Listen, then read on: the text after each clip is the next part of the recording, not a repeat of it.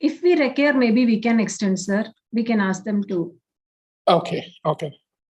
Let's not just, hopefully we will not have to bother them. So let's try to cover everything within 1 hour.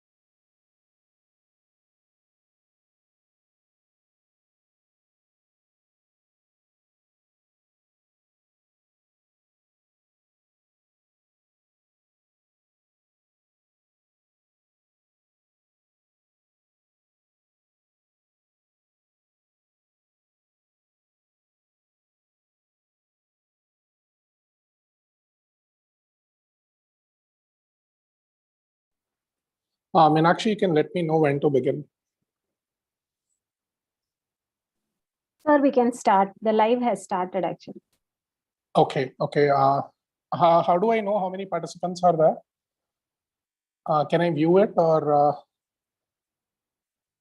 is it like, they are viewing it live on YouTube?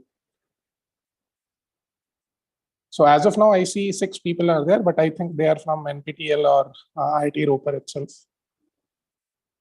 Any ideas? I'll check the YouTube live stream, sir. Okay, that's okay. Nonetheless, let me begin.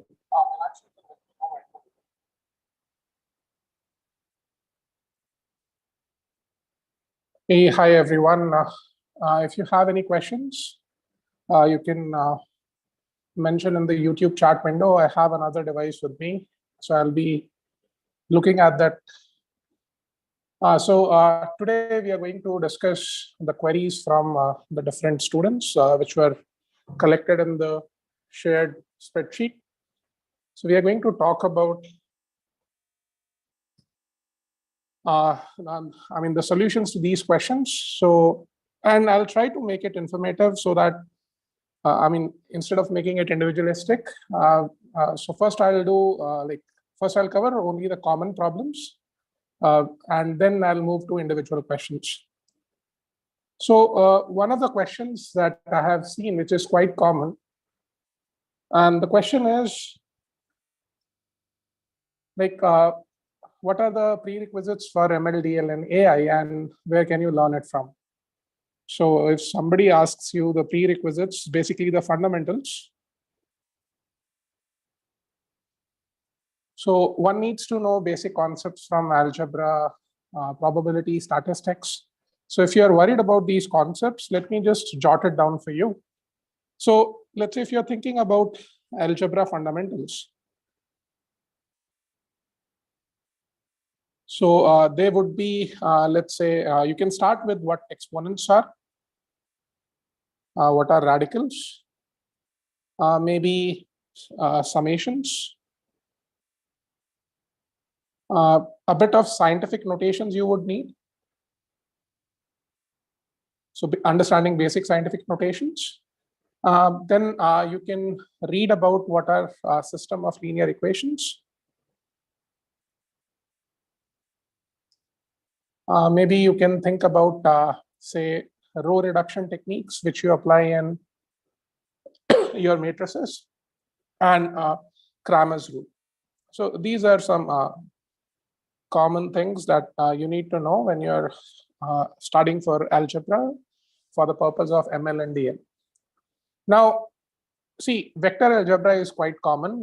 So if you think about vector or matrix algebra, that is another thing that you should know. So you can think about the basics. So properties, let's say basic matrix operations.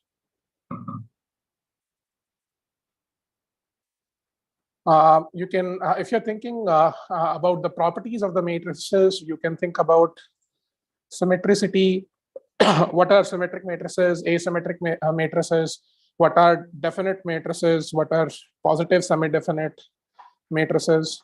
So these are some quite common terms that you would come across when you're studying for ML and DL. Okay, you can also include maybe diagonalization of matrix. So how to diagonalize your matrix, given matrix. Okay. Now, let's say if you want to move to statistics, so one needs some bit of basic statistics as well. So some amount of descriptive stats and inferential stats is what you need. So I hope that you know like basic statistics like minimum, maximum, mean, which is also average, right? Kurtosis, skewness, and all these basic statistics you can compute. Okay. Then some bit of calculus. So you need to know how to compute derivatives. Okay, you should know, you should know gradients. So let me say regular derivatives and partial derivatives. Okay, regular and partial. You can also think about maybe say using the Hessian, the Jacobian, also called as that. Okay, in terms of partial algebra. You can think about, let's say, the chain rule. You should know what the chain rule does. And you can think about, say, multivariable calculus. Okay. Now, there are a few other things which you should know. So some bit of like what are convex functions?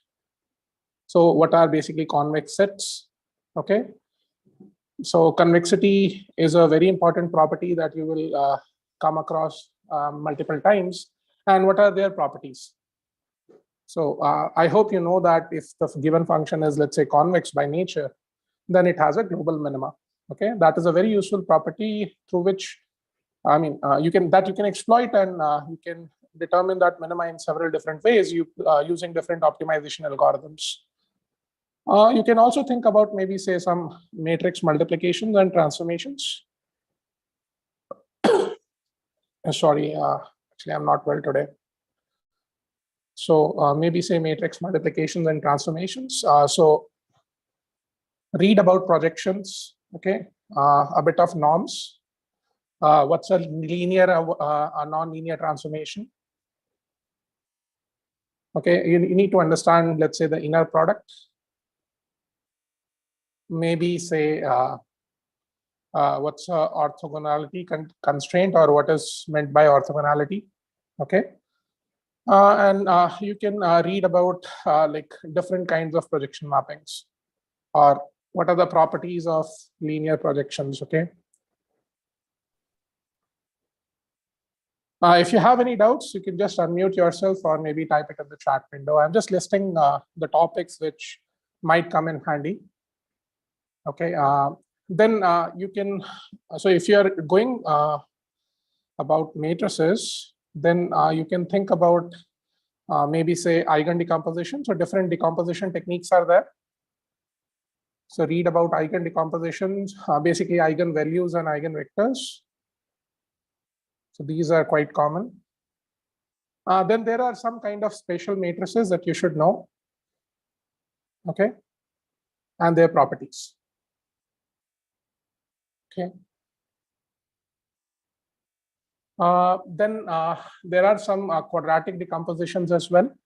You can read about maybe say spectral decomposition. Again, very popular in some of the algorithms. Maybe say singular value decomposition or SVD. Okay. Then you have some low rank approximation algorithms again. Okay, so you can read about some low rank approximations. All right. What else? So I haven't covered probability, so maybe probability. So basics of probability. Okay, Bayes theorem, which can come in handy.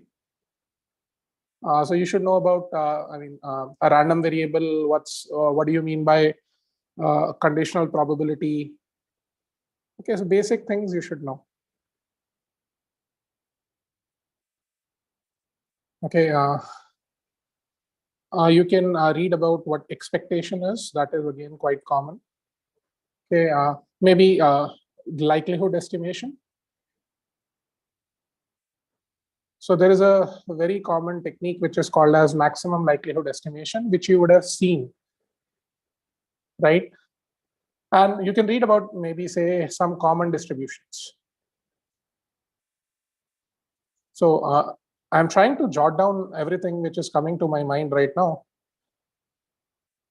If you think about, let's say, some more probabilistic based concepts, probability based concepts. So you can think about, say, maybe significance tests. Okay. So significance tests are quite common. You should know about, say, confidence intervals. These you would need to compare different algorithms. Okay. Maybe a bit about, say, sampling. So different kinds of sampling methods, right? Okay. And finally, you should read about like some basic optimization algorithms. So if I'm talking about optimization algorithms, you can read about convex and non-convex optimization algorithms. So which are used to optimize convex and non-convex functions. So for convex, you would have, you can also use gradient descent for non-convex, but okay. So gradient descent based algorithms, basically, or maybe say Newton-Raphson method as well. So these are again some very popular methods. So I'm just going to limit myself to these two, okay, just for the fundamental sake, okay. And there is one another algorithm which is quite common. So Lagrange multipliers. Okay, so you should know this, and so it comes under Karush-Kuhn-Tucker conditions. So are also called as KKT conditions, very common. Okay. So this is how I would say these are at least the so I have jotted down almost quite a few topics today, and these topics are at least those which you should know. Okay, so at least these are those topics that you should know beforehand before you're starting for ML and DL. Okay, now where can you get an explanation of these topics? So there are some books that you can refer to. So there is a very popular book by Aldo and Ong. So it's by Cambridge University Press. I think the PDF is available online for free. So you can download it. It's called as Mathematics for Machine Learning. Okay. Very popular. It has almost, I think, maybe 95% of the topics that I've listed here. Okay. There is another book which would be a little difficult to read, but if you're inclined towards maths, then you can refer to, say, Elements of Statistical Learning by Hasty and Tibshirani.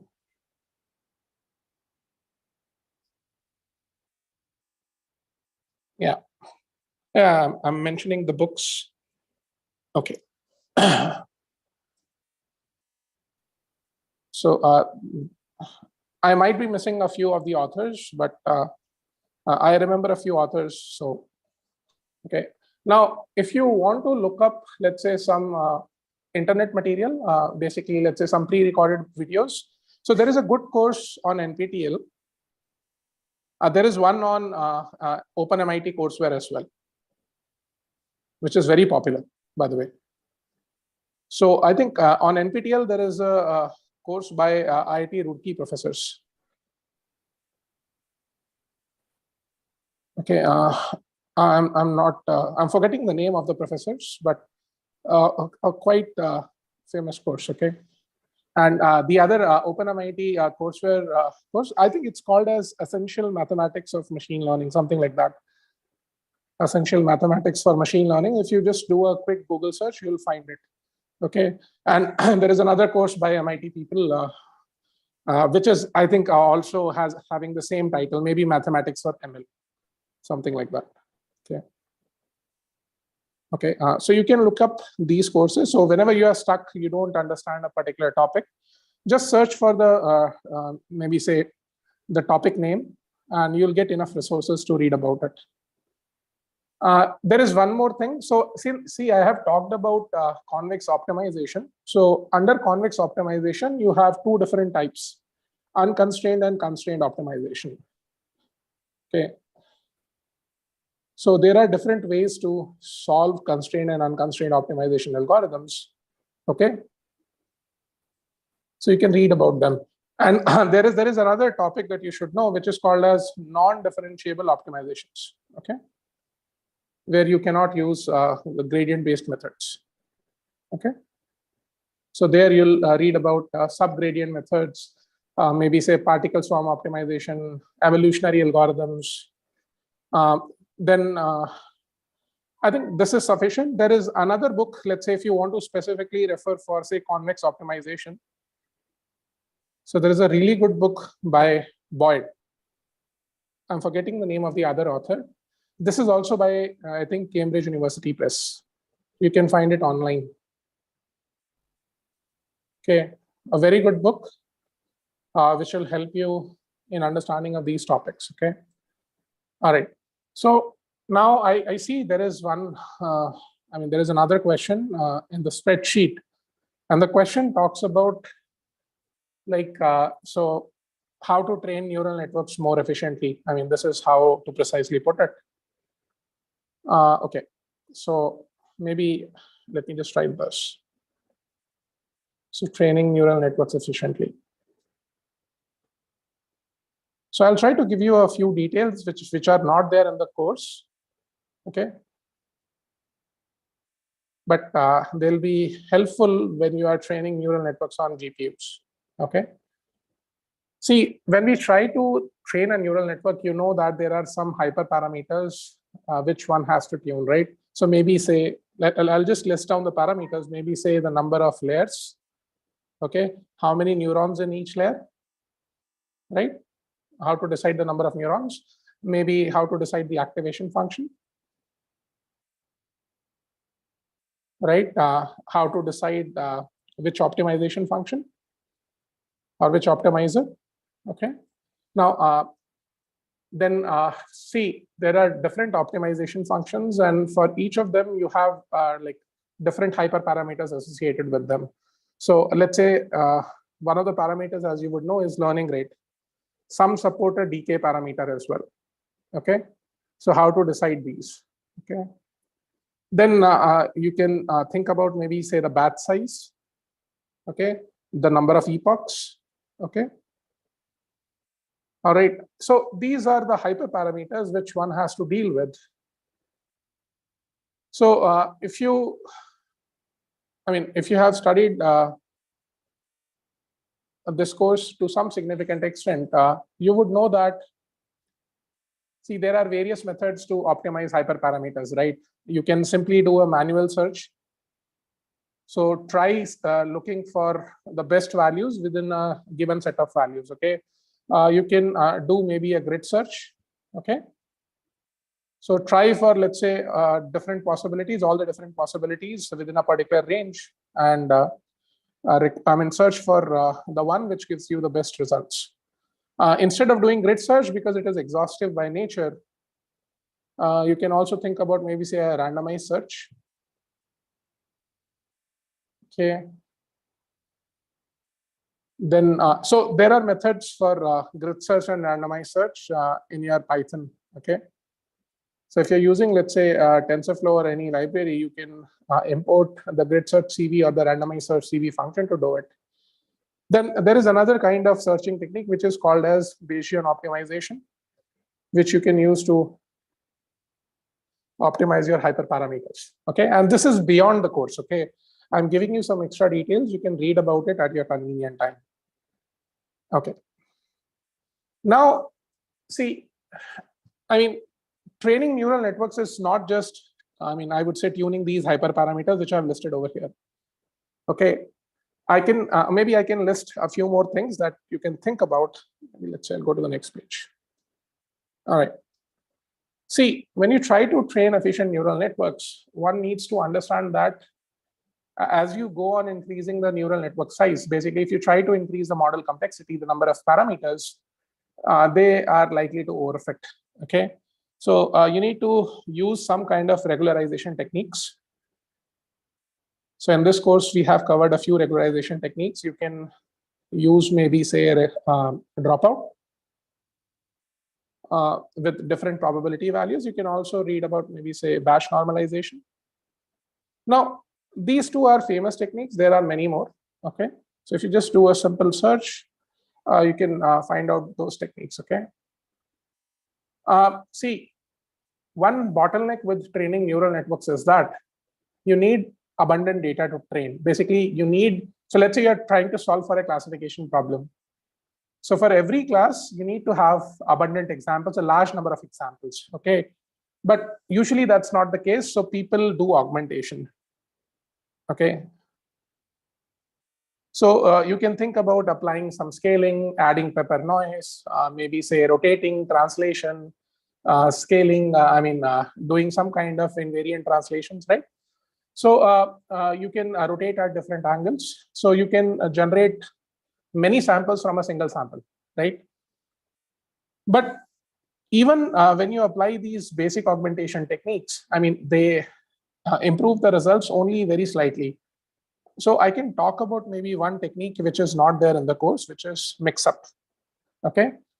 So the idea of mix-up is, let's say I give you two samples. So somehow, if I can blend these two samples, imagine that one is acting as a background for the other. Okay. So this technique is quite famous. I mean, it has been used by many top companies, and it is used to avoid overfitting. Okay. And the idea is to blend your training images. Okay.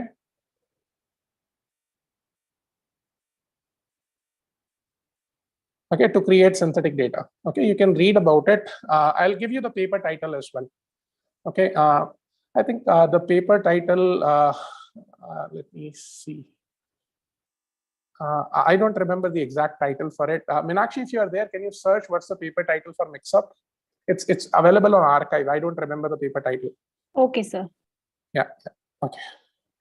Now there is another technique that that is not quite common, but is used in the industry is very, very often. So this is called as label smoothing. Okay. So let me describe with an example. See, what happens is, let's say you're solving a classification problem. Okay. Now, let's say it's a 5-class problem. Okay. So there are 5 categories. So you have to predict one sample, like the given sample belongs to which category. Okay. So I have, let's say 5 classes, let's say 1, 2, 3, 4, 5. Okay. So what happens is, let's say when you make a neural network, so you know that the last layer of your neural network will contain 5 outputs, right?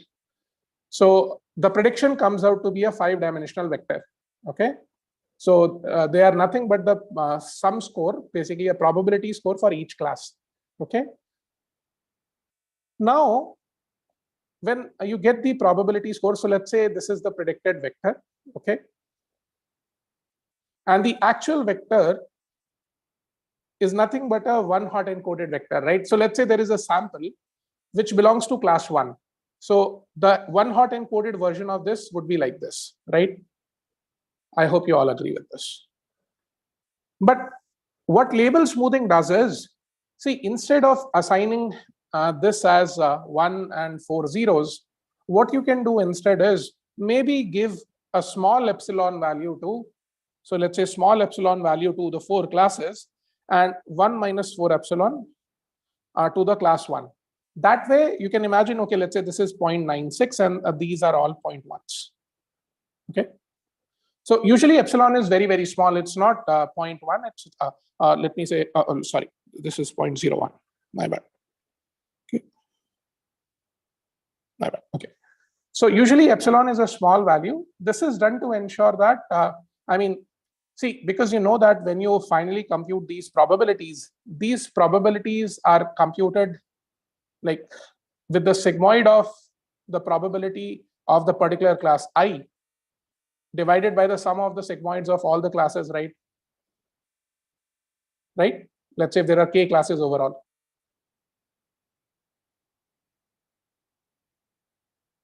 Now, the thing is that when you look at these probabilities, sigmoid usually never gives you the value as 1 or 0, right? You know that like when we use a sigmoid function, the output is actually shrinked between 0 and 1. But it is never the case that output is actually 1 and 0. It would be very close to 1 or very close to 0. So label smoothing actually acts as a regularizer, okay? And it tends to work very, very well. Just a very simple idea. So you can try out label smoothing when you are training your neural networks for a classification problem, okay? Now, there is another thing which you can use. So maybe, I mean, in this course, we have talked about some different initialization techniques for initializing the weights of your neural network. So usually people do maybe say some random initialization.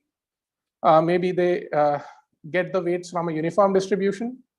Okay. Then there are some standard techniques proposed by many different researchers. So you can use one of those techniques. So you can actually test out different initialization schemes. Okay. To see to improve the performance of your model. Okay.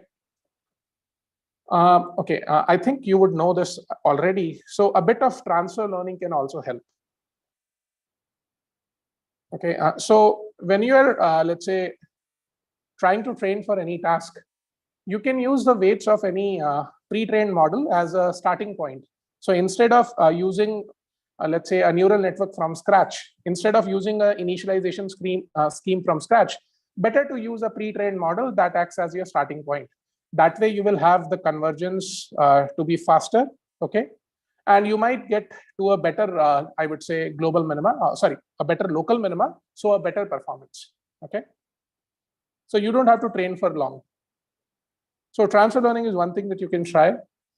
Now, there is, okay, I mean, you must already be aware of this. See, when you try to train your neural networks, imagine, let's say, if you're doing gradient descent, let's say specifically stochastic gradient descent or batch gradient descent or mini batch gradient descent. I mean, we start with a higher learning rate, right? Initially, the learning rate is high. So let's say I'm looking at epochs versus the learning rate. Initially, what we do is that we can keep our learning rate to be high. Okay, we can go on increasing the learning rate. And later on, after a while, we can decrease the learning rate. Okay, this is actually called as, I mean, one cycle. Okay, people have observed, I mean, many researchers have observed that instead of using like this one cycle of like initially increasing the learning rate and then decaying it by a, let's say, an exponential or a linear factor, better to train it like in multiple cyclic fashions. Okay, so you can think about, I mean, changing the learning rate over several cycles. This also has a positive impact on the performance. Okay, I can tell you what the exact papers are. Maybe give me a second. I'll just look up online and we'll tell you what the exact papers are. Okay. All right. So, okay, let's see what else, if there is any new question. Okay, I'll tell you, okay, there is a paper, very good paper that you can read. So there is, the paper is called as Bag of Tricks for Image Classification. Okay. I might be missing a few details, but I think this is the paper title. Maybe it says with CNNs or let's say for neural networks, something like that. This was done by some Amazon people, some Amazon Web Services researchers in 2018. A very good read. They detail different experiments, okay, and they show that what methods work better, okay. See, obviously, I'm not talking about having a large number of GPUs. I'm assuming that the compute power that you have is quite restrained, okay. Yeah, yeah. So yeah, this is the paper. Thanks, Meenakshi, on mix-up regularization. That is. So I was talking about this technique, right? This augmentation technique, which blends different images. Okay, so it is quite popular. Okay, there is something called as mixed precision training. Okay, if you're interested, you can read about it. In the industry, it is now used everywhere. Okay, it is used to, avoid overfitting in your neural nets. And this was given by NVIDIA and Google people. I don't remember, I think in 2018 or so. And Google researchers. Okay, the idea is, the idea is this. See, when you represent anything for your computer, it has to be numbers, right? So when you think about the gradients for your initial few layers, they become very, very small. So if they are becoming very, very small, you might need a large number of bits to represent that information, right? You need floating point numbers of larger sizes. 32-bit floating point number or 64-bit floating point number may not work. Otherwise, you are going to lose the gradient information because the gradient information is very small. So people have proposed different ideas, maybe trying to scale up the gradients so that I don't have to use as many bits, right? But scaling has, scaling suffers from information loss again. So these Google and NVIDIA researchers came up with an idea to save a lot of space by reducing the amount of information to be stored. Basically, even if it's a very small gradient, they try to store this gradient with a smaller size of floating point numbers. And they were able to show that like the same accuracy can be retained even. So that way your convergence would be faster and you will have to deal with smaller numbers, okay? So it saves a lot of time in terms of, and a lot of storage space as well in terms of the computations, okay? All right. Okay, let me tell you like which are the exact papers for it. So you can read about these two papers. They are very good. So training ImageNet in 1 hour, or I think it's called as training ImageNet, yeah, in 1 hour, if I'm not wrong. There is another paper which is called as training ImageNet in 4 hours. Okay, very popular papers. Read about it. I mean, you would know ImageNet contains 1,000 classes. How are they able to train ImageNet in 1 hour and 4 hours respectively? So try to imagine what kind of techniques they have used. I mean, obviously they have a large compute power. They use a large number of GPUs, but they do employ these techniques which I have discussed. So you can read about these papers. There is one paper which I was talking about, this mixed precision training. This paper is titled as highly scalable, I think, deep learning training system.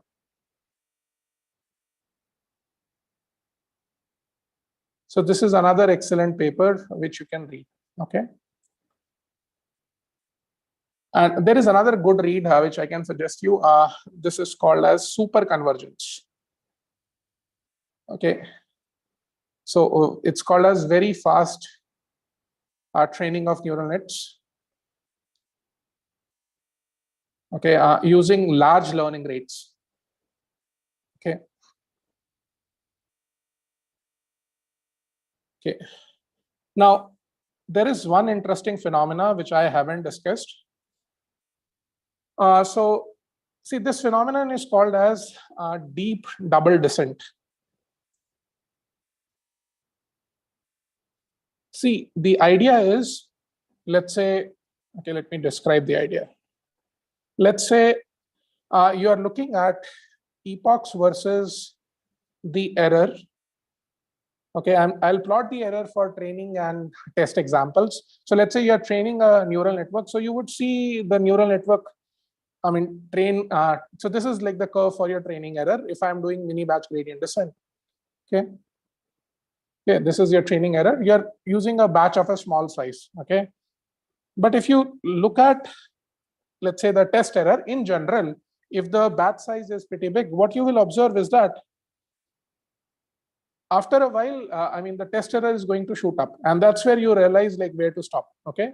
So the validation set, let's say, if you look at the validation error, so this is how you can determine, I mean, this is where I have to stop. This is, so beyond this point, overfitting starts to happen. Okay. So beyond this point, overfitting is happening. Now, there is a concept which is called as generalization gap. Okay. Now, what you want to ensure is that, see, you can see that there is a lot of gap between the training error and the validation error, right? And this gap starts to increase after overfitting starts to happen. So your goal should be to minimize this generalization gap, right? So like a few researchers, like in their experiments, they observed something like this. Okay. So instead of this, they observed a little different. So they observed like this. So what happens is that initially the validation error, so this is for validation error, okay? Okay, initially the validation error goes down, and after a while it starts to go up. And then again, the validation error starts to go down. So this is what they call as double descent. Okay, I mean, this, I don't have a proper reasoning for it. I mean, I haven't read the paper myself, but their claim was, I mean, in their experimental study, they observed was, you should not stop at this point. You should let the model train for a few more iterations, because it may, I mean, the validation error may descend again. Okay. See, one reason for that could be because, see, you are not using the entire data at once to train these neural networks, right? You are using a batch, a small portion of it, I mean, a mini batch, I should say, to iteratively update your neural network, right? So maybe after a while, let's say when you are passing a batch, this batch actually makes the current error to go down for a better local minima. So when you're using your, let's say, optimizer, so maybe one of the batches ensures that you are jumping to a better minima. And that's where this process starts to happen again. I really don't have a proper explanation for it.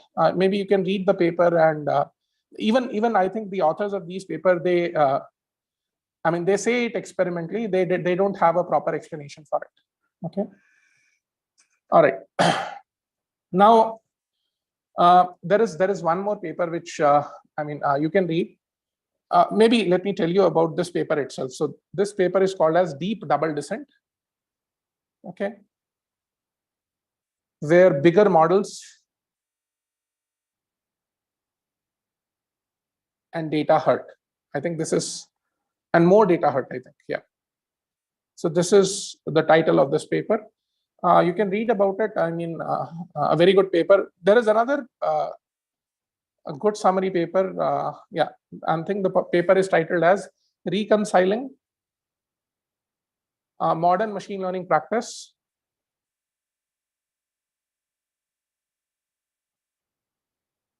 and Bias-variance Trade-off.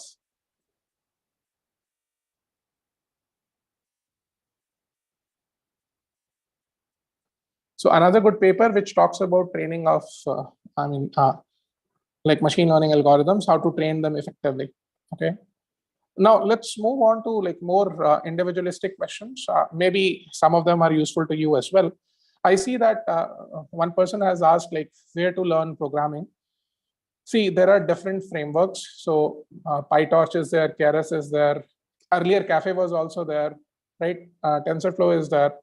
So I personally prefer both TensorFlow and PyTorch.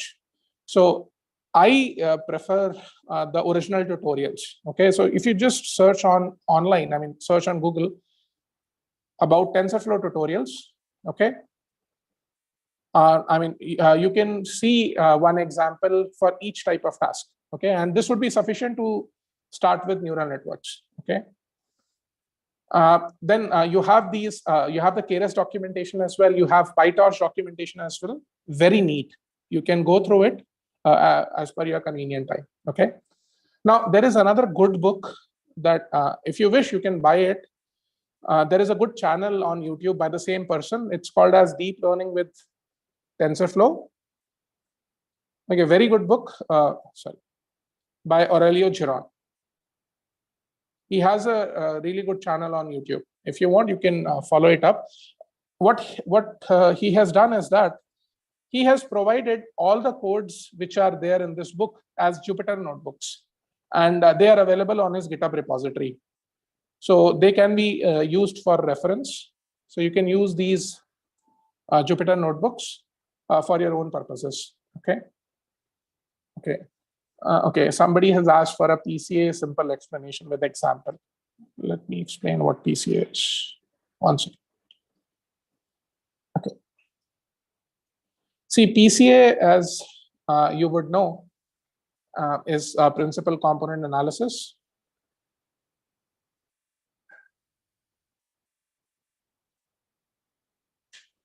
It's a popular dimensionality reduction technique, right? And what it does is, given, let's say, a set of features. So let's say you are given, let's say, D features. So basically, let's say a data set with some examples. Each example is represented by, let's say, D features. Let's say this is X1, this is X2. So X1 represents the first row, X2 represents the third row, and so on. Okay. And so on. Let's say there are a total of n examples. Okay. So what we need is, basically, we want to convert this data set.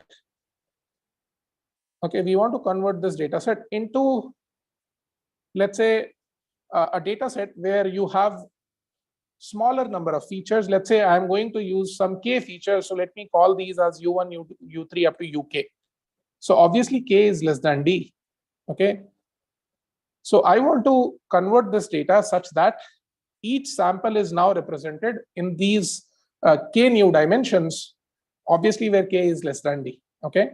So the goal is that you have to convert these original D features, the values of these original D features, into these K new, okay, into these K new columns, or into these K new features, U1, U2 up to UK.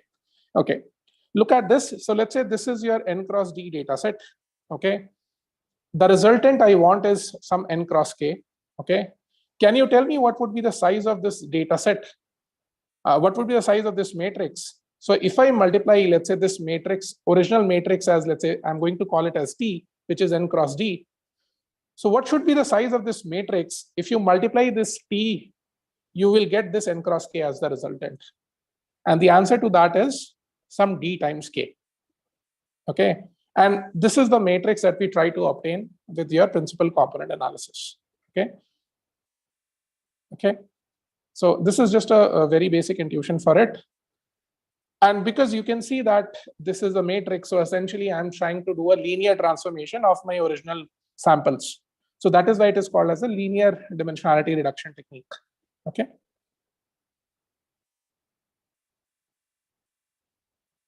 So we are going to see how to obtain this matrix. Okay. All right. Now, let me give you the intuition of why people do PCA. See, one idea is, I mean, you already have seen that, I mean, we want to maybe say save a lot of space. So originally, maybe say I have D features. So if you have D features, let's say D is, say, 10,000. So imagine that you have a data set of images, okay, where each image is, let's say, some 100 times 100. Okay. So the total dimensionality, as you would see, is 10,000. So every image is represented by 10,000 pixels. And I'm using raw pixels as your features. So the dimensionality is so big. Let's say if somebody gives me a very simple task, they tell me I have to identify if the person, or maybe say the face given in an image, it is looking towards left or right, or maybe say up and down. So I want to identify if the person is looking maybe say to the left or the right, or maybe say up and down. So it becomes a simple classification problem. So the question comes, do I really need to have this n times 10,000 data set? where n is the number of images. I mean, do I really have to train on these, original 10,000 pixels? The answer is no, because see, one idea is that not every pixel is informative, right? You can think from those directions, the pixel in the corners are not very informative. Okay, so what can we do? So look at this. Okay, let me give a very small example. Let me try to explain it with a 2D scenario. Okay, let's say if somebody gives you some points, maybe say these are the points. Okay, let's say these are the points. Okay, and let's say they ask you, maybe I'll draw some more. Okay, let's say these are the points, and they ask you, let's say these are the original 2 dimensions, and let's say these people ask you, do you think that do I require both the dimensions to represent this data, or can I do it with 1 dimension only? So basically, here in my data set, I have 2 features.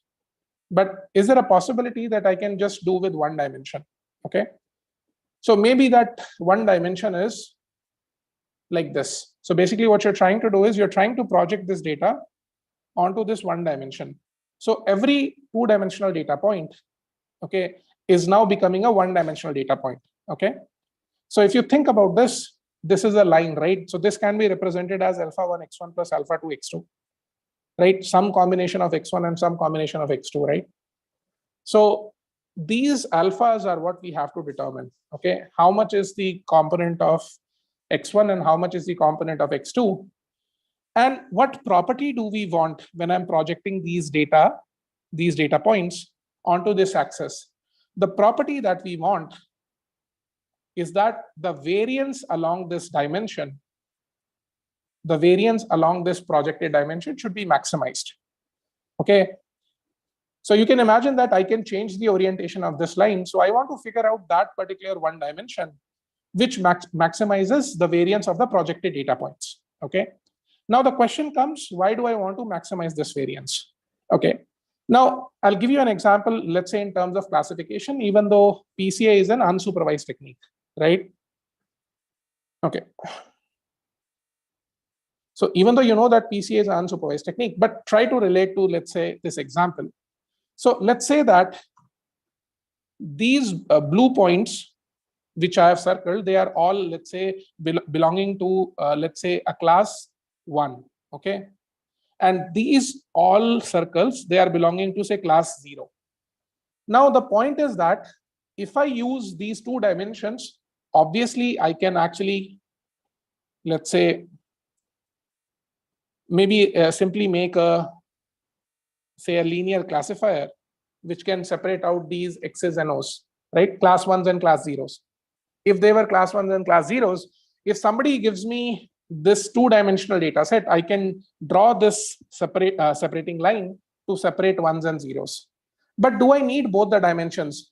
See, don't you think that even if I project the data onto, let's say, this line, okay, onto this line, which is only 1-dimensional, right? This is now 1 single line.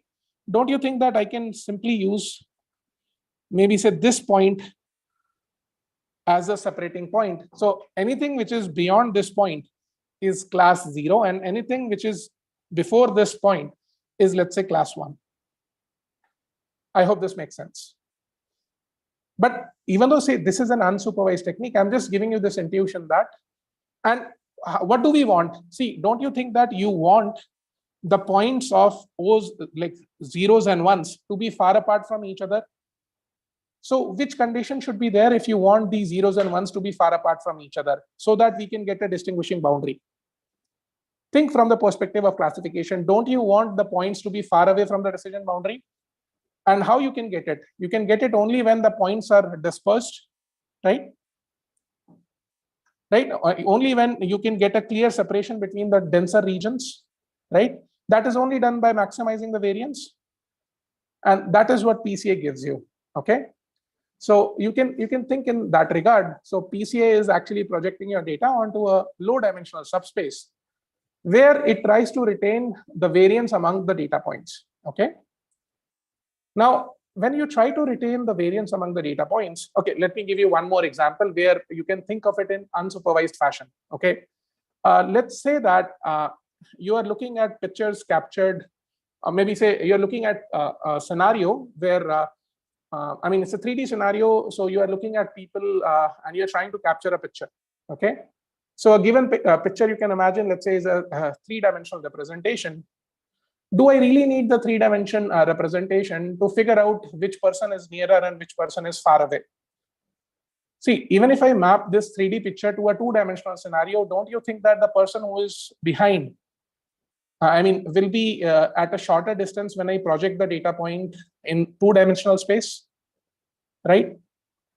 So in that regards, you can imagine that the low-dimensional subspace is those new features where you're trying to maximize the variance, okay, by retaining all of the variance which was there in your original features, okay? So let me try to discuss the maths behind it, okay? Let's say you're given, let me start a very basic example. Let's say I'm taking, okay, 2 dimensions, and we have some data points. Let's say these are the data points. Okay, let's say these are the data points. And I want to find let's say, one dimension. So I want to find this alpha 1 x1 plus alpha 2 x2, this one single dimension where the variance is maximized. Okay. So how can we ensure that the variance is maximized? Okay, look at this. See, when you will try to ensure that the variance is maximized, this is actually equivalent to minimizing the projection error. So look at, let's say if this distance is d1, if this distance is d2, and let's say if this distance is d5, and so on. If there are n data points, if I try to minimize these distances, you can say this is nothing but minimizing the projection error. I think this is there in the course as well. So this is also equivalent to maximizing the variance. I mean, maximizing the variance in the along this line, alpha 1 x1 plus alpha 2 x2. Okay, this is equivalent to maximizing the variance along this dimension, along this new dimension. Okay, let me give you an intuition why this happens. Okay, all right, look at this. Let's say this is one data point. Okay, I'll try to give you the intuition with respect to one data point. Okay, let's say this is that dimension, alpha 1 x1 plus alpha 2 x2. Okay, okay, look at this. Now, see, I hope, okay, let me make it like this. Let's say this line passes through the origin. That way, this will be simpler to understand. Okay. Okay, let's say this is the line alpha 1 x1 plus alpha 2 x2. Okay, look at this. So look at the projection of this point on this line. Okay, look at the projection of this point on this line. Okay, let me say this is d1. Okay, let's say this distance is, say, a1, and this distance is, let's say, b1. Okay, so the distance of the point from the origin, is represented as b1. Okay, now using Pythagoras theorem, you know that I can write this as b1 square is equal to d1 square plus a1 square. Yes or no? So look at this. See, what is b1? b1 is going to be the distance of the point from the origin. It is going to be a constant, right? It is going to be some scalar value. Now, don't you think that if I try to minimize this distance, obviously this distance will become bigger with respect to the origin? Yes or no? What is d1? d1 is the projection distance, right? And what is this a1? a1 is the distance, basically the variance that you're trying to maximize. How far you can go from, let's say, so let's say I'll make another axis. So I'll make another axis. Let's say the axis is like this. Okay. Now, if you try to draw an orthogonal, you will see that this is the orthogonal. The A2 for the green line, the let me say if D1 of green, okay, and let's say D1 of blue, you can see that D1 of green is very, very smaller than, D1 of blue, right? I mean, it is fairly smaller. But now the variance, this distance A1 of green is much more than A1 of blue, right? That way you can say that when you try to minimize the projection error, I mean, automatically the variance gets maximized. And this holds true for all the data points in general, okay?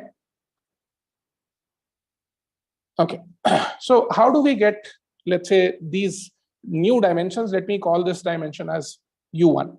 So let's say I have a set of data points, and I'm interested in finding, let's say, this new dimension. Let me call this dimension as U1, okay? So how to find this new dimension U1, okay? I told you that my goal is to ensure that the data along this projected, dimension. So if you try to project this data onto this, so if you try to project these data onto this U1, the variance should be maximized, okay? So let's say each data point, so as you know, each data point is initially two-dimensional, right? Let's say this is your x1, this is your x2, this is your x3, and so on. Assume you have n data points in total. I want to convert it into a single dimension. I'm going to call it as U1, okay? Let's say what is going to happen, okay? So what do I want? I want to maximize the variance along this projected dimension, okay? So maximize the variance along this projected dimension. If you know the formula for variance, so variance is given as summation of I equals to 1 to n. So let's say variance in the original space, okay? So variance is nothing but the sum of square deviations, right, from the mean. All right. So this is the variance in the original feature space. Okay. Let's say I want to compute the variance in the projected space. So along U1, I want to compute. Okay, along U1, I want to compute. See, if let's say this point is x1, okay, I want to compute its projection on this vector U1. So let's say U1 is alpha 1, alpha 2, okay? So U1 has one component of x1 and one component of x2. If you give it a two-dimensional, if you give it a data point, let's say this point is a comma b. Okay, if this point is a comma b, I can write this as alpha 1a plus alpha 2b. Yes or no? So if I assume my data points to be, so if every data point that I have, is two-dimensional, okay, basically it has two features, right, x1 and x2. So if I represent every data point as two-dimensional, I can write this as, the projection of a point I on this axis U1 can be written as U1 transpose X. Yes or no? Let U1 transpose Xi, my bad. So the projection of this point Xi on your axis, U1 is U1 transpose Xi. Similarly, if I want to compute the variance in the projected space, I can write this as 1 by n summation I equals to 1 to n U1 transpose Xi minus U1 transpose X bar, okay, whole square. See, X bar would be some mean for the projected data points, right? Yes or no? So that is why I have written it as U1 transpose X bar. Now you can solve this equation. So if I solve it mathematically, you can write this as 1 by n into summation I equals to 1 to n U1, what's the equation? U1 transpose X1 minus U1 transpose X bar whole square. So I can use this property A square is equal to A transpose into A. Okay. Summation I equals to 1 to n U1 transpose X1 minus U1 transpose X bar whole transpose into U1 transpose X1 minus U1 transpose X bar. If you know that AB whole transpose is B transpose A transpose, you can finally write this as 1 by n summation I equals to 1 to n. Okay. So this becomes, I mean, you can take, maybe say u1, let me write it like this. You can take u1 transpose whole transpose common, okay, and you can write this as x1 minus x bar of t and into x1 minus x bar, and finally u1 transpose will come here, okay. So this can be written as 1 by n summation I equals to 1 to n u1 transpose whole transpose. What is this? Xi minus x bar into xi minus x bar, okay. This is the variance, right? This is the variance, original. Okay, let me go back. Okay, 1 second. Let me see if there are any questions or not. Okay, no questions so far. Okay, so you can write this as summation of I equals to 1 to n xi, wait. Yeah, summation of I equals to 1 by n is outside. This is u1 into xi minus x bar into this is, okay, the loop will change. I mean, this will become xj minus x bar into u1, because this I and this I will become different now, right? Oh, wait a second, if I'm making a mistake. Yeah, seems right. Okay, so this can be written as 1 by n summation I equals to 1 to n u1. This is your covariance. Let me take u1 outside. 1 second. 1 by n. This whole thing u1 into sigma of I equals to 1 to n xi minus x bar into, this is again xi minus x bar. Wait a second, let me see. I'm making a mistake here or somewhere. Okay.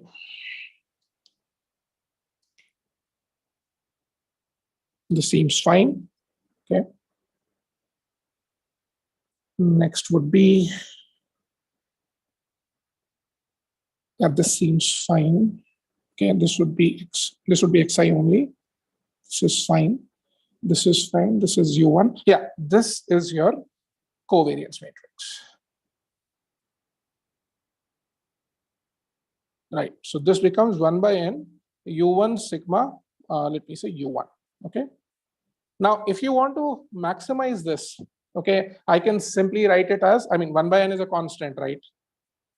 So I can still say I'm going to maximize u1 sigma u1. Okay. So we have to maximize this u1 sigma u1. Okay. So we have to maximize the variance of the projected data. Now, the thing is that, see, when we are trying to maximize our projection of the, I mean, projection along this direction of u1, because this is the only direction we can ensure that the norm of u1 is 1, right? Because otherwise it will, I mean, you can maximize the variance to infinity, right? So that's why we are constraining the norm of u1 to be 1. Okay. So what we can do is that we can maximize this whole thing subject to the condition that u1 is equal to 1. Now, if you remember Lagrange multipliers,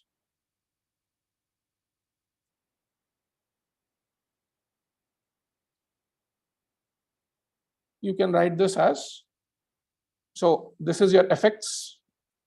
I mean, we have the condition as, I mean, maximizing effects where, I mean, you want to subject to some condition gx where gx is less than or equal to 0. Okay, so you can write this as maximizing u1 transpose sigma u1. Did I mix? Wait, I missed one transpose. This is not the transpose here. So if I take u1 outside, wait a second. Yeah, this would become u1 transpose whole transpose. So this becomes, this is a transpose which I missed. This is a transpose which I missed. Okay. Okay. So u1 transpose, this is a transpose here. 1 second. I should make a mistake like this. Okay. This is u1 transpose subject to the condition that, okay, we can directly use Lagrange multipliers. So lambda 1 into 1 minus, because it's a norm that you want to set to 1. So we can write this as lambda 1 into U1 into U1 transpose. Okay, this is your Lagrange multiplier. Now we have to differentiate this with respect to U1. So we will set the derivative with respect to U1. If you take the derivative of this quantity, this will come out to be 2 sigma 1, 2 sigma U1 equal to, I'll do this individually. Lambda 1, this is going to, come out because we are doing the derivative with respect to U1. So the only thing that is remaining is minus of 2 lambda 1 U1. And this you can set it to equal to 0. So this 2 can get cancelled out. What we are remaining is with this. Sigma U1 is equal to lambda 1 U1. And now you can see that this U1 should be so this is the eigenvector equation, right? This is the eigen equation. You can see that U1 should be an eigenvector of the sigma, the covariance matrix.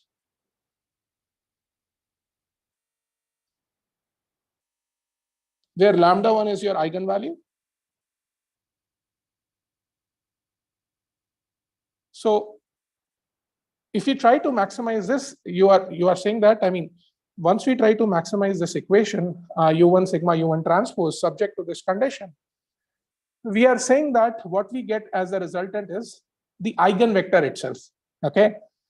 So the eigenvector with the highest eigenvalue will be the first, I would say, dimension along which you can maximize the variance. Okay.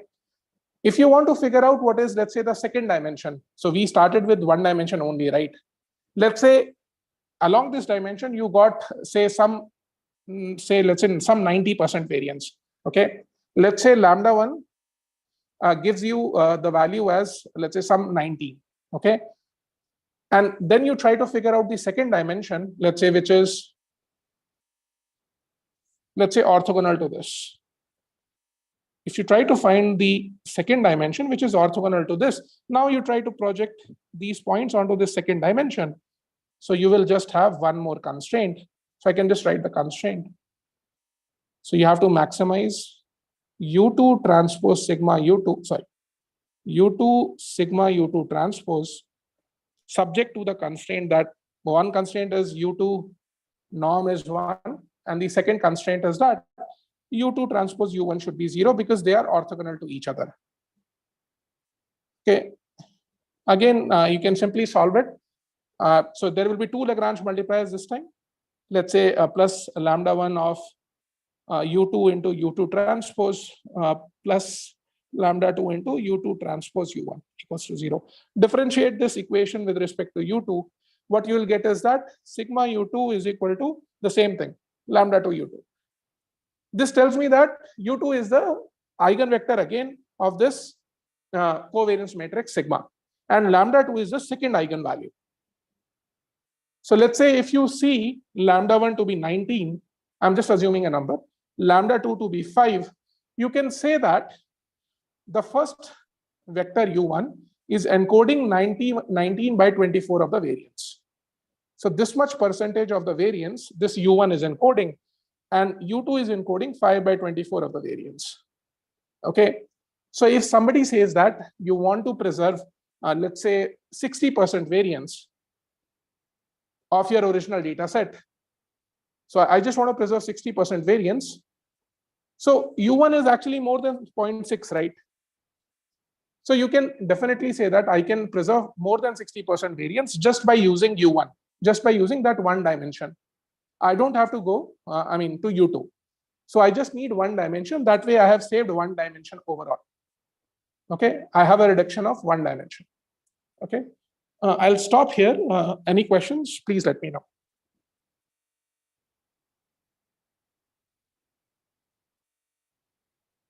Yeah, you can write it in the chat window, or maybe unmute yourself and speak up.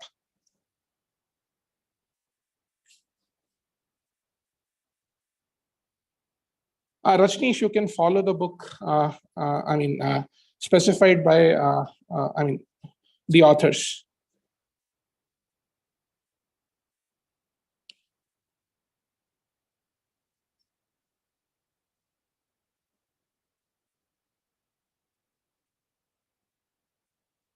No, questions on Python programming will not be there. And the final exam would be of, I mean, a little bit of higher difficulty level as compared. Okay.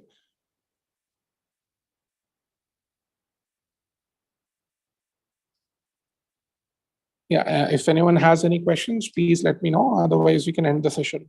Meenakshi, do you see any questions on any other channel or something?